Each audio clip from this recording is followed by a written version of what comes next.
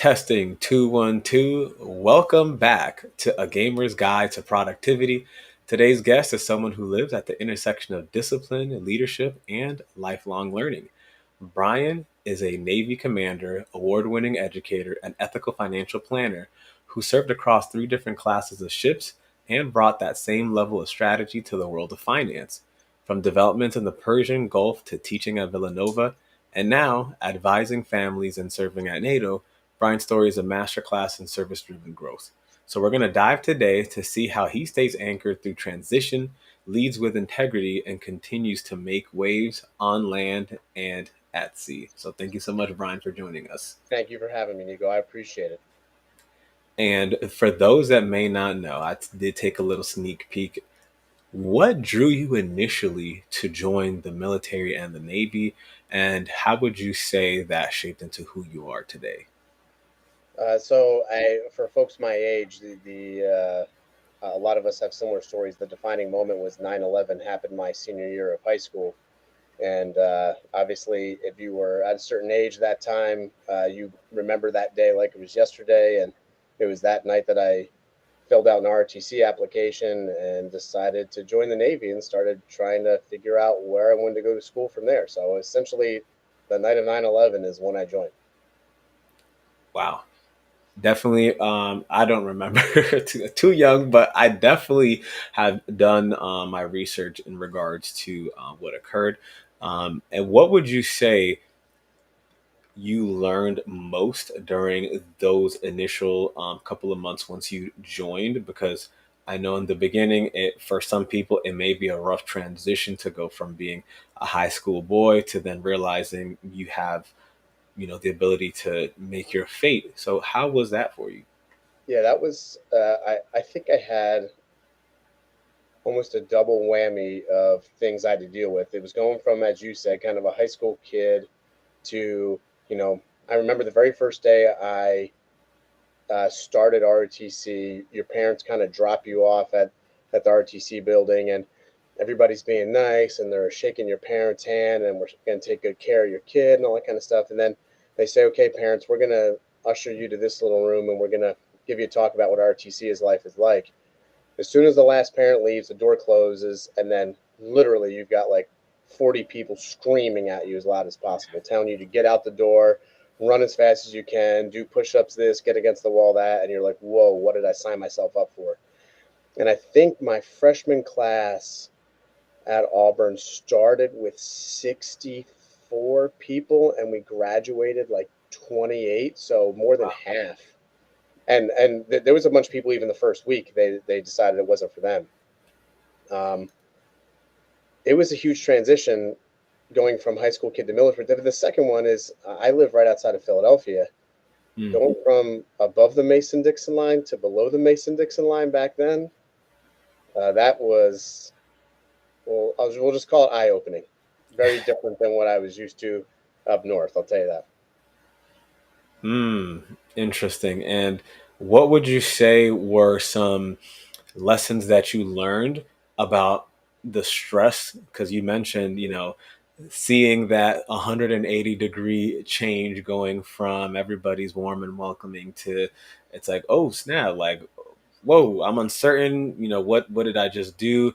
How did you start to learn how to deal with that and manage that stress? I think the stress for me kind of manifested itself in a fear of embarrassment of saying I was going to do this thing. And then if I quit and I didn't do what I was going to say, what would that look like for me personally? Mm. Would that be like a stain on my name? And, my parents had gone to great lengths to get me an ROTC. They couldn't really afford to pay for college. So getting this ROTC scholarship was my only path to staying at a 4-year university. So if I didn't do it, not only would I not be keeping my word that I was going to do it, but I'd be letting a lot of people down. I wouldn't have been able to go to school. My parents would have been disappointed in me.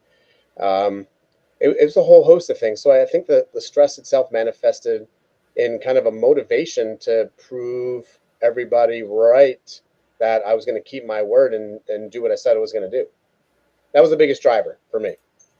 Wow. So that that literally essentially drove away the stress and the negativity of the situation you were going Yeah, through. absolutely. Yeah. I mean, when I feel like, and it's very similar to the business I'm in today because I own my own business. I'm my own boss, right? When you have that tunnel vision of a goal and you can see that there is success at the end of the tunnel, you've got to make a decision if you're going to be able to take the hits and keep moving forward, as Rocky Balboa said, or if you're going to get kicked to the mat and not get up. And it was one of those things where, that first week was life altering in terms of going from the north to the south, but going from a Mm. kid who sat on the couch Saturday morning watching Saturday morning cartoons, eating, cinnamon toast crunch, to now getting screamed at every day. Right, very different lifestyle, but I mean, I wasn't going to let that change define me. There was a goal in mind, and I was going to accomplish it no matter what. Okay, now I have some hard questions now, and you Fire can away. skip. You can skip if you want. I don't skip. Do you regret enlisting? No, I don't. That I would was do a it all hard over. question. I wouldn't. I wouldn't change a thing. No. So you appreciated that experience and that opportunity of everything that you went through. Yeah. So this, I could take you down a road that you never expected to with this next comment. But so I've been on 4 total deployments, and I've spent. So in the Navy, they have this tracker that shows you how much physical time you spend out at sea, Hmm. and I think mine's like 3.8 months of my life. I'm sorry, 3 years and 8 months I've spent out at sea on a ship. It might be a Wow. little bit more than that. So I've missed a lot of stuff, family milestones, birthdays, deaths. I've missed like the first few years of my kids' young lives. I missed that stuff. Um, so I have this weird. Currently, I have this weird relationship with time, and I tell this to a lot of people. I've read about 3 or 4 books on time itself. I can almost feel it and see it. Like if I'm Mm. wasting my time, I can physically see the time being wasted. And when I'm doing something that is adding value to my life, there's this feeling of euphoria around the time being well spent. And the reason I say that is because um, I have no regrets with what I've done. I would do it all over again, even though I missed so many key moments in so many people's lives, and especially my kids' lives. Going through that has given me a greater appreciation of the time I have on this earth and allows me to Mm. be laser focused in ensuring that the time I do have, I spend it wisely and don't waste it. And I tell folks all the time, especially when they become my clients as a financial advisor, I can buy you any asset class in the world. What do you want? Do you want real estate? You want gold? Do you want stocks? You want what do you want? I can't buy you more time. Mm. Every human being on earth, when they're on their deathbed, wishes they had more time. So my military service has allowed me to appreciate time more, focus on time more, understand time more, feel time more, and make it more valuable to me. Well, I do want to vocalize. I appreciate that sacrifice and the service that you've provided to the country because it does not go unnoticed. I do Thank want to point that out. I didn't do it at the beginning. It slipped my mind, but I want to That's point all it right. that. So thank you so much because that is a huge amount of your life, and you are correct with time. That's also one of the things that I see as well in regards to whether it's usefulness and whatnot. And I did want to use that to pivot over to what you currently do, and ask how did you stumble upon this? Because from the outside looking in, it may seem like two completely different worlds, military and finance, but when you're in the game, I'm pretty sure there's some similarities that you've tapped in because you are in this world. So you're right. They are completely different. And I think that was the point. So when I got out of the military, one of the two things I that were required for my next career where I could continue to help people like I was able to help people in the service, and I could make my own hours and be my own boss. When you're in the military, you've got a million bosses. Everybody's telling you where to go, what to do, when to do it. But I wanted to make sure, because of the thing going back to what I talked about with time, Hmm. that, you know, I could be home for dinner every night. That if my kid had a baseball game at 4 o'clock, I could be there. Or if there was a play, I could be like, there was no more missing stuff. I had missed too much stuff. So I Right. wanted to be the master of my calendar where no one Mm. can tell me when and where to be. And doing this was part of that. But the benefit is I also continue to help people just like I did in the military and help them realize their dreams, achieve their goals, etc. So it was kind of the perfect fit. Um, right that way through two walls. My uncle, he's the reason I'm in this business. He's been doing this since 1987. Wow. So he needed a kind of junior folk, a succession plan, right? So I Hmm. asked him if I could come into business with him, and he said yes. So that was kind of the fit. It just so happened that when I was looking for something that allowed me to be my own boss and help people, that presented itself right in my family. That's so unique that you were able to reach out and get that guidance. And I know you mentioned that there's a lot of differences. Would you say that there are also some similarities in how they kind of operate outside of you being your own boss, but how the business is run, the advice that's being provided, etc.? Or is it completely two distinct and not really transferable skills that you had from the military? Some of them are distinct, and some of them are completely transferable in terms of the discipline to run your own business, right? That's something you learn in the military. And Mm, um, I distinctly remember a story when I was about 15 or 16. My bedroom was in the basement of my house, and my chore for that week was taking out the trash. okay. And Friday night, as a 15-year-old kid does, instead of taking the trash out, I went upstairs and I did CPR on the trash, and I tried to push it down as hard as I could so I didn't have to take it out that night. Um, are we allowed to use language on this program? I would say try to keep it Okay, I'm modest. only asking because I was going to quote something. Um, You if it's a quotable, yeah, go for it. uh, so Saturday morning, as a teenager does, I'm sleeping in, and all I hear at the top of my steps, again, I'm in the basement, is my mom is banging on the door, the wall, flashing the lights, saying, Brian, I'm not going to use what she said. Get up here now. Get up here now. And so I go up there, and she says, I was trying to make crepes for the entire family. There was nowhere for me to put the milk carton, the eggshells. You let the entire family down by not taking out the trash. Your lack of discipline let everybody Mm, down. I was like, holy crap! Like this actually stayed with me. damn. Um, and the lesson of the discipline that she taught me, the lessons of the discipline you learn in the military, 100% applied to this business or any business you decide where you're running your own business because you don't put food on the table or feed yourself or feed your family unless you have the discipline to wake up early in the morning, to put in the work, to stay late, to make the phone calls, to do the meetings, right? You've got to have the discipline to do that. So those skills completely transferable. One of the ones that's not transferable is I personally don't think that I could have a team underneath me anymore like I did in the military because I think Mm, once you go into business for yourself and you have a set of standards that are so high, it's so challenging to trust other people to do it the way you imagine.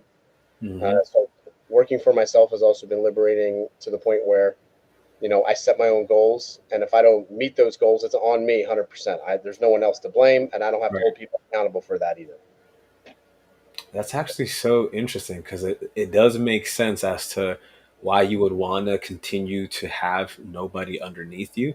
Because if you have that level of discipline, it would be, I would assume, very extremely difficult to try to find somebody who also has that same level of discipline as you, or to find somebody that you're willing to risk your business in order to try to expand. So I 100% agree on that in terms of the difficulty of that.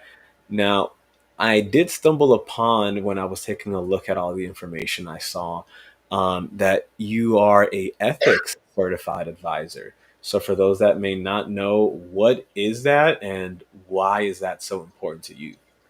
Yeah, this is just general education for anybody. When you're looking for a financial advisor, there's a website out there called brokercheck.com.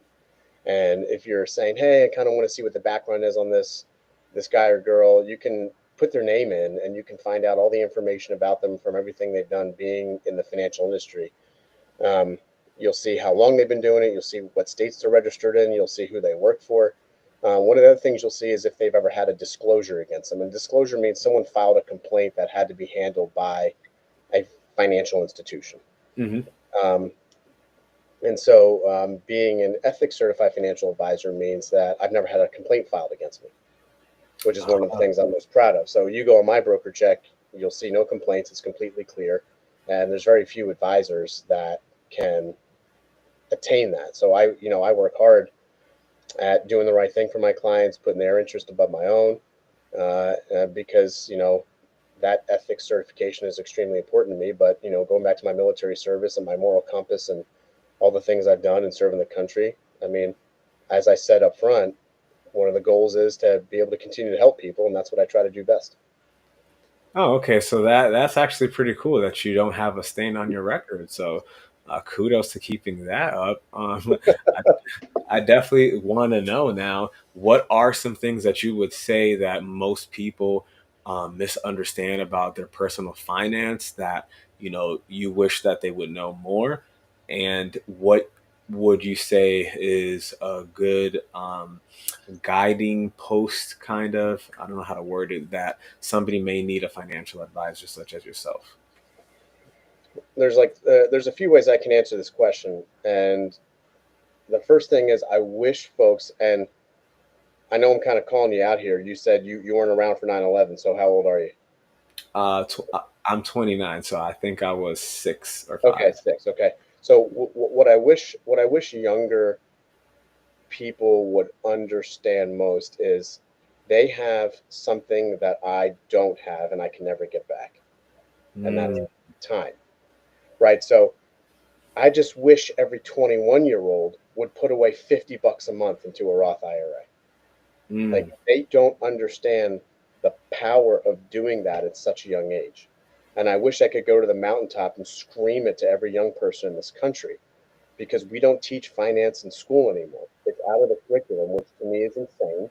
So, well, I'm gonna go off on my tangent here, right? I mean, it's like, we really need to learn calculus too, right? But we don't need to learn personal finance, which makes no Right. sense to me. So I just the biggest thing would be just get started. It doesn't matter how much it is. If it's $25 a month, $50 a month, $100 a month, whatever you can afford, just start, because you have no idea what the miracle, and I do mean miracle, the miracle of time and compounding interest can do for you. Um, to answer the second part of the question, when should you start working with a financial advisor? I think it's different for everybody. I think the biggest thing is when you start to get uncomfortable or nervous that you can't handle it yourself. That's when I would make the phone call, only because you might have a 401k. Maybe maybe your company's giving you some kind of stock option. Maybe you have a health savings account with it too. Maybe you're married and you have a kid and you're looking for a 529. You're trying to save for a house, right? When it starts to become too much for you to manage without you getting anxious about it, it's probably when you should call. Okay, so that perfectly lines it up. It's not in terms of like if they have a certain amount of like capital and whatnot. It's much more so on them being emotionally not secure on the ability to manage it. Yeah, that's my opinion. Now there are advisors out there who will have a minimum. So, some folks won't work with a client unless they have $250,000, $500,000. Um, but I'm not like that. Again, my goal is to be able to help people. So, you know, my youngest client is 18 years old. He's a valet um, at a car service station, right? He's 18 and he puts $100 a month away into his Roth IRA, right? Like, that's the kid I want to help out, Right. because if I don't help that kid now, then he's not going to be able to help his kids when he's 50, right? I want to be able to do that generational impact and transfer of knowledge and wealth. And everybody deserves a shot to start somewhere. And you shouldn't have to wait till you have $500,000 to even get a financial education. So would you say it's also important to get financially literate at the same time that you're putting the funds away? Yes, definitely. I could give you a whole host of books that I think folks should read. Oh, Um, please do. yeah, the main thing, like I said, is it's just disappointing that we don't teach this kind of stuff now in school. So folks either have to learn on their own, hope their parents taught them, or they have to pay a professional to do it. That was actually going to be one of my questions was which of, if you have the best five books that you've read regarding finances that you think somebody that's listening may want to pick up if they want to at least do some of their own homework. Yeah, I'll give you a unicorn first. It's really hard to find. The book is called Simple Wealth, Inevitable Wealth by a gentleman named Nick Murray. Um, Kind of hard to find because he doesn't sell his books publicly. He sells them through his own website. So Mm, typically you can only find those used. That's probably going to be the standard of what everybody should read. There's a book called The Millionaire Next Door.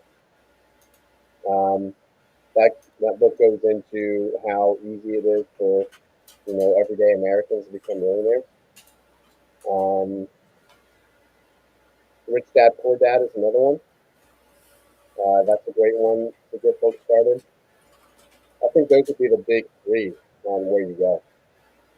oh, for sure, for sure. Rich Dad Poor Dad is goated. I read it like so many times. Yeah, What would you say is your outlook currently and for the next 2 quarters in regards to like the stocks, how your sentiments, not an opinion, just how you're feeling in regards to how everything is going on, the volatility, etc. yeah. So I'm going to take you in a place you probably weren't expecting here. And I'm going to reference that first book I talked about by a guy named Nick Murray. This guy named Nick Murray is kind of the grandfather of a niche area in finance called behavioral finance. Mm, Um, so to answer your question, I think you're gonna be kind of shocked by this answer. I don't know and I don't care. And the reason I don't care is because of this world called behavioral finance. And if you give me mm, like 3 minutes, I'll go teach you for what it. behavioral finance is. All right. Um, so in 2017, this professor of economics from the University of Chicago named Dr. Richard Thaler won the Nobel Prize, not in economics, but he won it in psychology. And Mm, what he did was he proved that all human beings make rational decisions with their money, with the exception of their investments. All right, so mm, you and I are going to kind of play a game, okay? Do you go to the grocery store? mm, yes. Okay, so when I go to the grocery store, my vice, the thing I have to get, is Milano cookies. What's your vice? Uh, Let me see here. Juice. All right, how much does that typically cost? Typically the ones I get are like 3.99. Okay, if the juice was on sale for 99 cents, what would you do? I'd buy like 10 of them. Okay, why wouldn't you assume they're poisoned?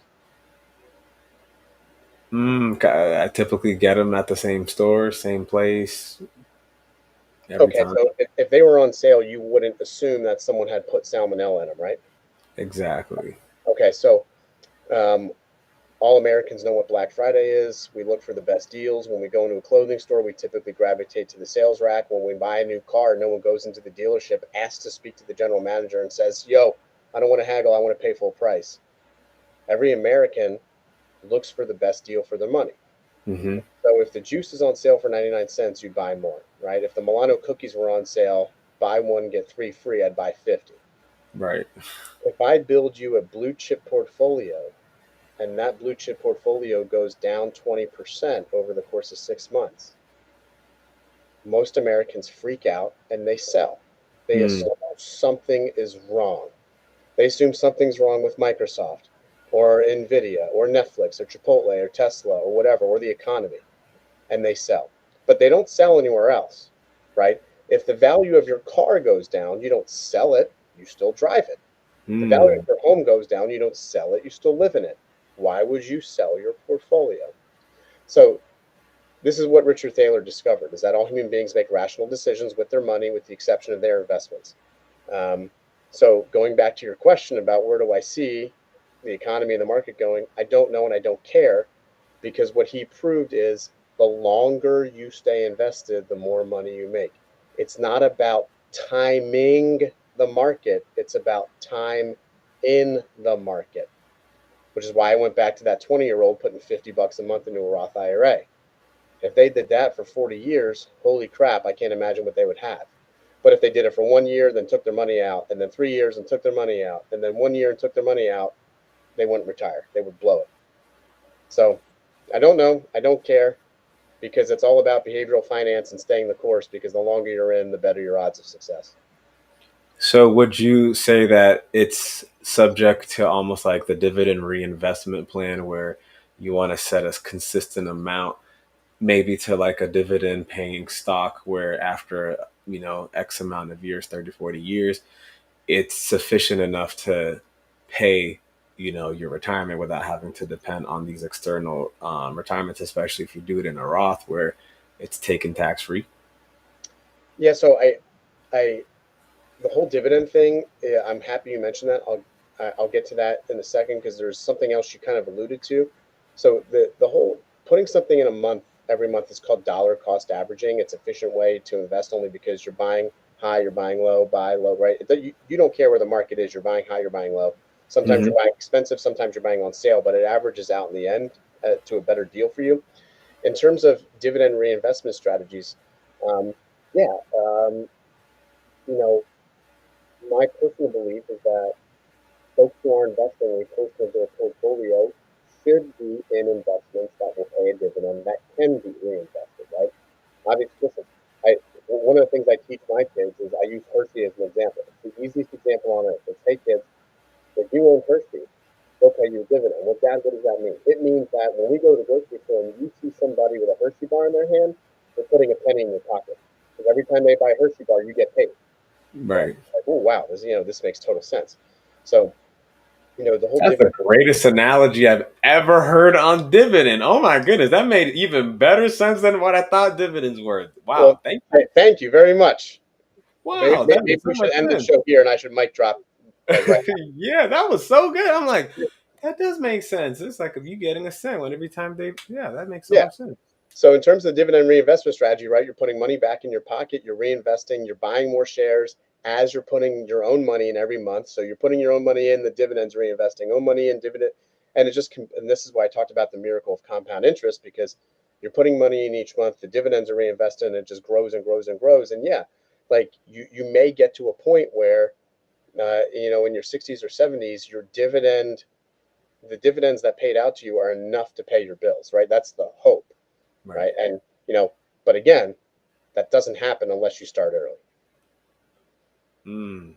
And so, what would you say for those teenagers who are starting to get their first job, or people who are graduating college, getting their first, high paycheck, and they see an uncle on, they heard stories about trying to invest and doing this and that, crypto, Roth, and they chose the wrong stock or investment and they crashed, and now they have that fear like, oh, well, if I put my money in, I'm going to be just like them. Like, what do you say to those individuals? Excuse me. This is complex, and this is where you and I might show our age gap here.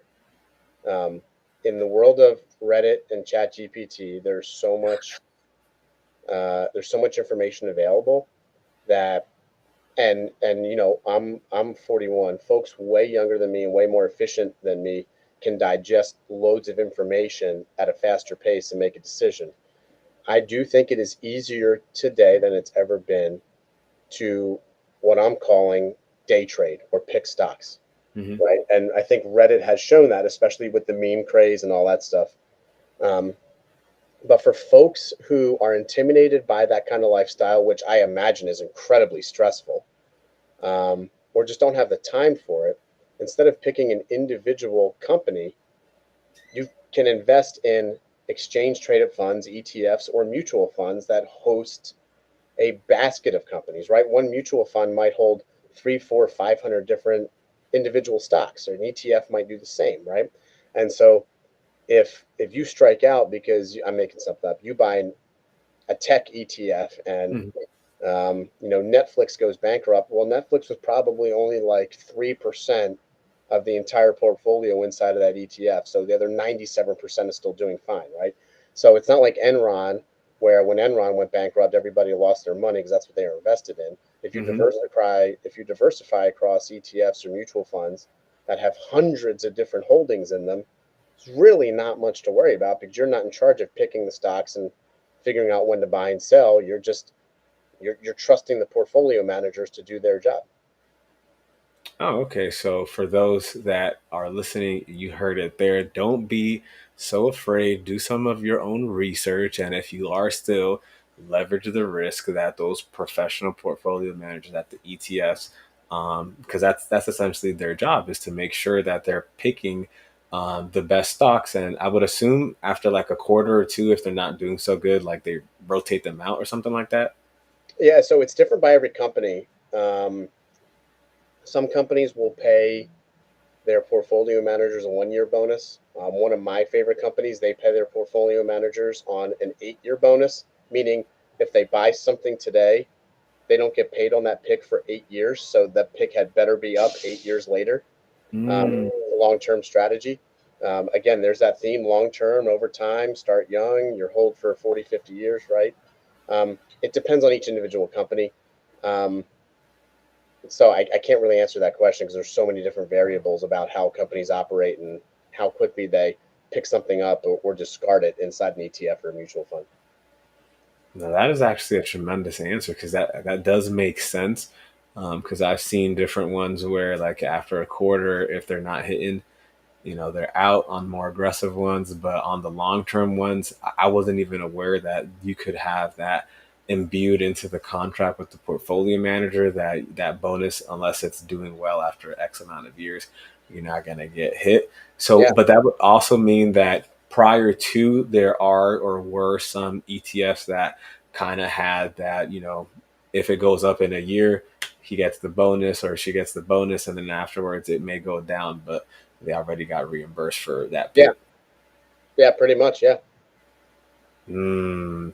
Now, what would you say for those that um, are thinking about potentially entering this field, listening to how you're describing it, seeing that they may have those transferable skills, and they may be a little bit on edge on providing advice to somebody else because they don't want somebody to say, "Hey, I lost money because of you." So to be in this industry, you really have to be a people person. And that doesn't mean you have to be an extrovert because believe it or not, I'm an introvert.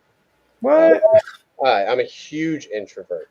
Um, but you wouldn't know it based on being in the military as well as being a financial advisor because I talk to people every day. But um, to um, to be in this business, you have to be able to talk to people and relate to people and empathize with people and sympathize with people and communicate well with folks. I will say that if you decide, one of the reasons why this may be a good career choice is the average age of all financial advisors in this country. What do you think it is? Take a guess. It's got to be 68. That is exactly right. I'm sorry. I'm shutting my window because there's a huge truck out here. All You're right. right. Yeah, it Oh, is. wow. It's 68. Um, That's crazy.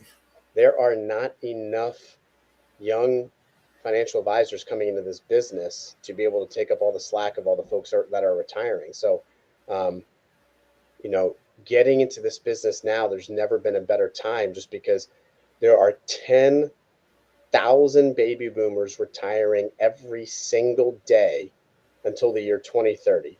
Wow. More financial advisors are retiring than ever, and there's no one here to do their job. Wow. Um, it's never been a better time to get in this business. But I will say, if you go independent like me, I mean, you see my name scrolling across the bottom. I have my own business. The first 2, 3, 4 years are hard, right? You are grinding trying to build up that client base and just keep the electricity on.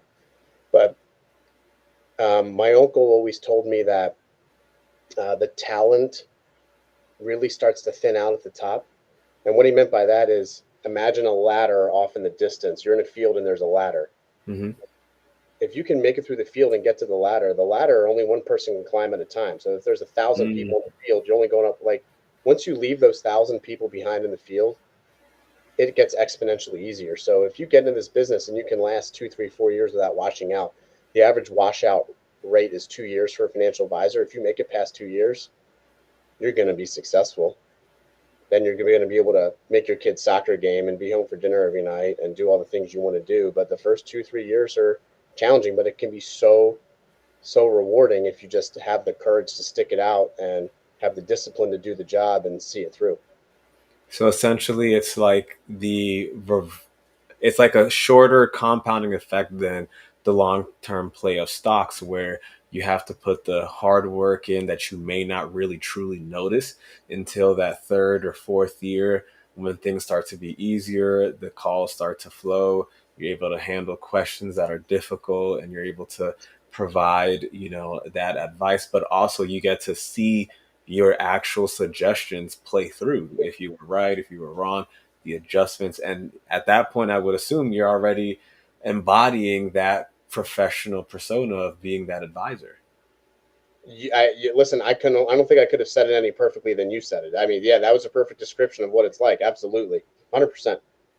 Now, for for yourself, I want to ask, what do you remember as the most satisfying moment so far in your career? I think the most satisfying moment is I have a client of mine. She lives in North Philadelphia. She worked for the city of Philadelphia for her entire life and retired at 59. Her husband passed away in a house fire when she was about 55, and her son was traumatized from the house fire. He barely got out, and now he kind of has like PTSD. She gets a pension from the city, but she only had about $200,000 of retirement money saved up besides the pension. And she was really concerned about how her son was going to be able to live with his PTSD once she passed away. And when I was able to take this $200,000, which again was her entire life savings, and show her that I could turn it into a lifetime income for her should she need it, but then when she passes away, ensure that her son would have lifetime income for himself. And she just started sobbing. Like we Wow. were in this room together, and we hugged, and um, you know, it was one of the most rewarding things I've ever felt because I could see that the impact of everything I'd worked hard to learn and understand, how it could transform not only her life but her son's life. And to this day, we've been working together 7 years now. To this day, she sends my kids birthday cards. She sends me a birthday card. Um, she's one of my favorite clients. I took her car shopping one time because she didn't have anybody. She had never purchased a new car in her life. Her husband always Mhm. did that, so she didn't know how to do it. So we went car shopping together. So Just those relationships you build, and just you think about a financial advisor. It's a guy in like a three-piece suit and cufflinks who drives a Mercedes. Well, I mean, I'm in a t-shirt and I drive a Subaru Outback. So it's can't like, go wrong. yeah, to see that you actually were able to make an impact on someone's life truly and see the emotion from that is one of the most rewarding things I've ever felt.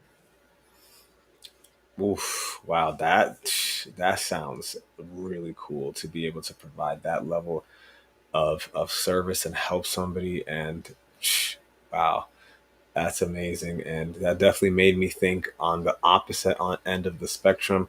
What would you say was the biggest learning curve within that first 2 to 3 years for you, that it took you that 36 months, 48 months until you finally got through with it for you?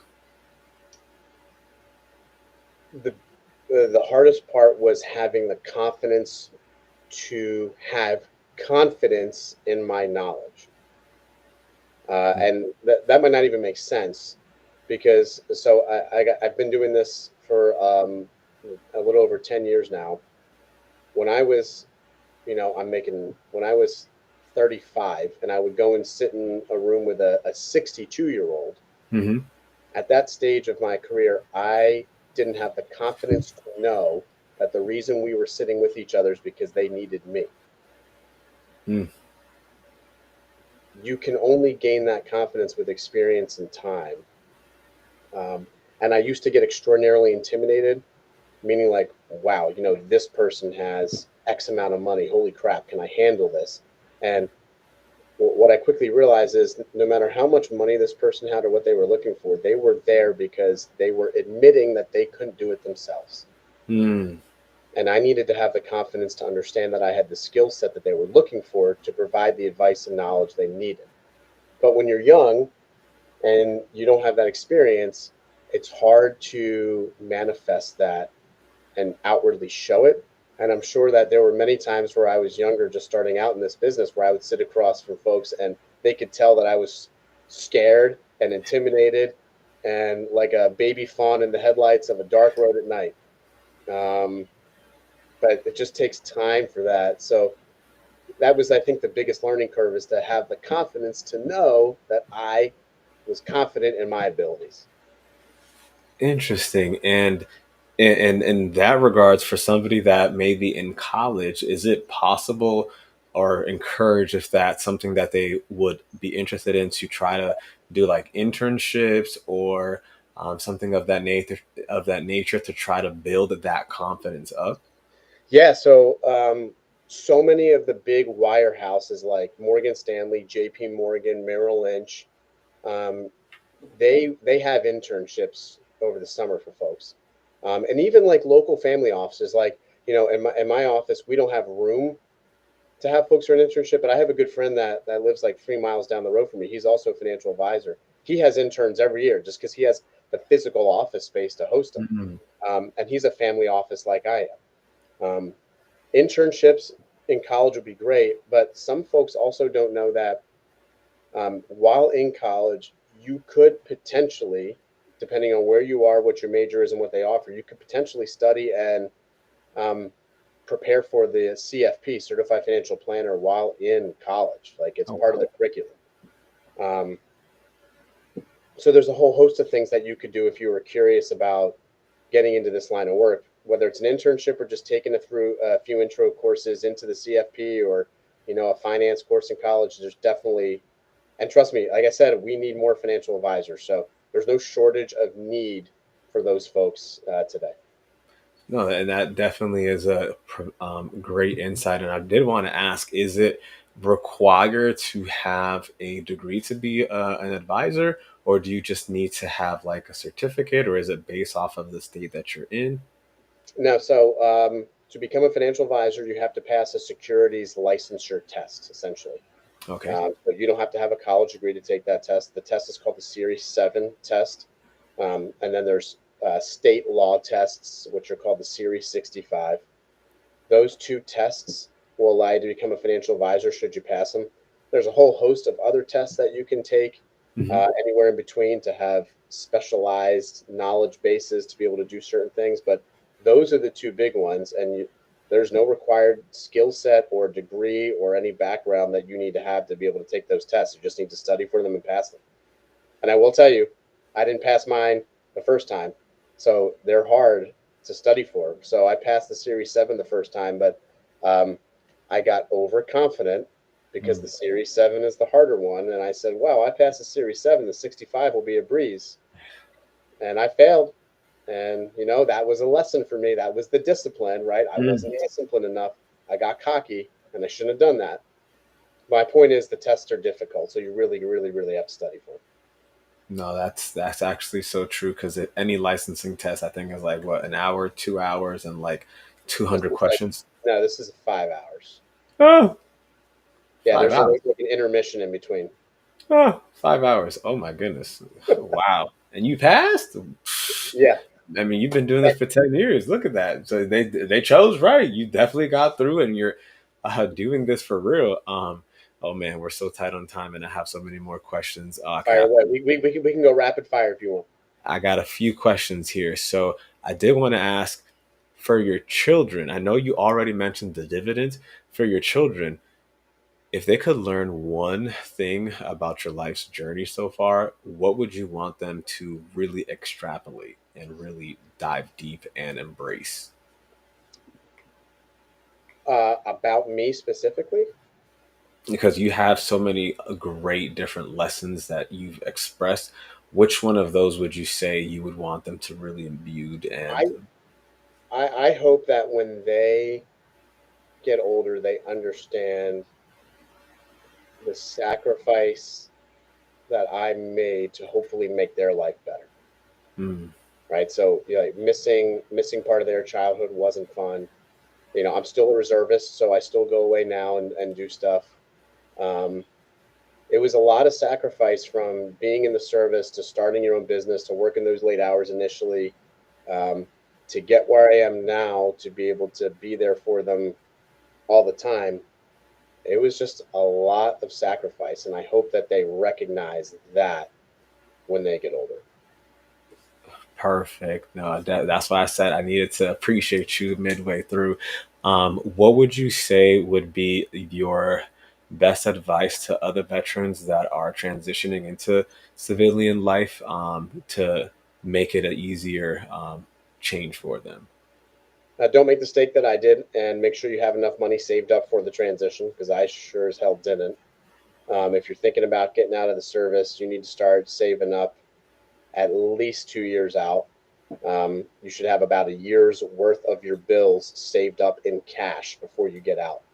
So if your bills are $5,000 a month, you better have $120,000 in the bank. I'm sorry, $60,000 in the bank by the time you get out, because it may take you that long to find a career that sustains you.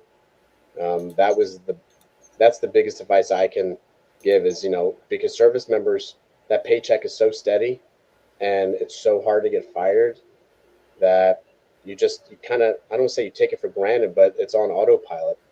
And when you get out and that paycheck suddenly stops, you're kind of looking around saying, wow, where do I get money? And B, how do my skills translate into the civilian world? Um, you need a cushion to be able to take your time to process all that and turn the skills you learned in the military to relatable and translatable skills in the civilian world to be able to get a job. Mm. Oh, that sounds great. Last two questions here. What would you say is your definition of success now, and how has it evolved if it has over the years? Ooh, that's a great question, Nico. Great question. I think when you're younger, and this is not meant to offend anybody, but when you're younger and you don't have the experience, you don't have gray hair, you don't have wisdom, I'll use wisdom in quotes. Success is defined based on, for most people, financial. But success for me is defined today as, going back to this theme of time, how much time did I get to spend with my family?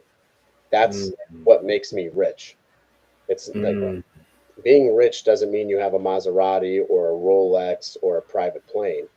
Being rich is, how much love do you have in your life? How many people want to be around you? Does your presence positively impact others? That's what makes people rich, right? So my richness is based on being able to be at my kids' flag football practice or at their play or at their band recital or at their scout meeting. That's what makes me rich.